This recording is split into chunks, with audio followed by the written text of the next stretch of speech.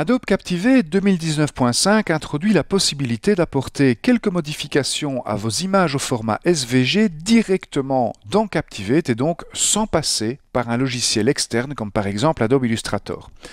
J'ai donc ici une image au format SVG, je la sélectionne et dans mon panneau des propriétés, vous voyez qu'il s'agit bel et bien d'un SVG. Alors, si vous disposez sur votre système d'une application qui vous permet de modifier ce type d'image et que vous désirez modifier cette image à l'extérieur de Captivate, vous pouvez bien sûr toujours le faire. Il vous suffira de cliquer sur ce bouton « Modifier SVG » et de choisir l'application que vous voulez utiliser pour modifier votre image au format SVG. Et puis si Illustrator est installé sur votre système, ce qui n'est pas mon cas ici, vous aurez cette petite case à cocher qui sera disponible, modifier avec Adobe Illustrator, et en cliquant sur ce bouton Modifier SVG, vous ouvririez alors votre image directement dans Illustrator et vous pourriez utiliser tous les outils d'Illustrator pour modifier votre image. Cela dit, si vous ne possédez pas un tel outil, vous pouvez quand même apporter quelques modifications maintenant à vos images au format SVG dans Captivate. Pour ce faire, on va double-cliquer sur notre image. Voilà. Et ça nous permet d'aller sélectionner des zones dans l'image. Par exemple, ici, j'ai sélectionné cette zone rose sur ma baleine et je vais pouvoir changer la couleur de cette zone. Je vais faire la même chose avec la zone d'à côté. Voilà. Et puis encore la même chose avec, de nouveau, la zone d'à côté qui est ici. Voilà. J'ai donc recolorisé ma baleine. J'ai modifié mon SVG directement dans Captivate sans passer par une application externe. Alors, ça s'avère particulièrement intéressant quand on combine cette nouveauté avec une autre nouveauté qui est introduite par la mise à jour Adobe Captivate 2019.5 également.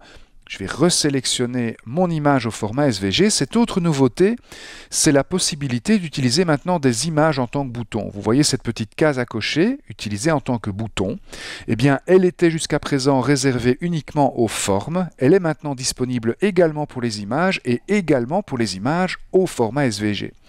Alors je vais pouvoir accéder maintenant aux différents états de mon bouton, par exemple à l'état rollover, et venir recolorier mon SVG uniquement dans un état particulier de mon bouton. Donc je sélectionne ici une zone de mon image en double-cliquant dessus, voilà, et je vais pouvoir modifier la couleur de cette zone dans l'état rollover ou dans l'état inactif de mon bouton. Je vais reprendre ici cette même zone, lui donner la même couleur et également modifier par exemple ici la queue de la baleine. Voilà, j'ai donc ici l'état inactif, l'état rollover avec d'autres couleurs et l'état normal avec encore d'autres couleurs.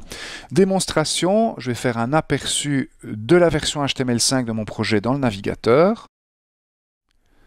Voici l'état normal de ma baleine. Quand je passe la souris dessus, vous voyez que j'ai la couleur du jet d'eau qui change. Et puis quand je clique sur ma baleine, j'ai également la queue de la baleine qui change.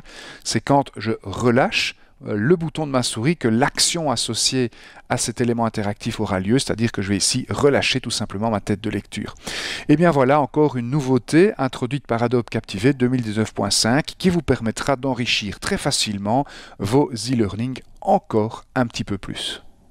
Cette vidéo vous est proposée par Didaxo, votre partenaire dans la transformation numérique de vos formations.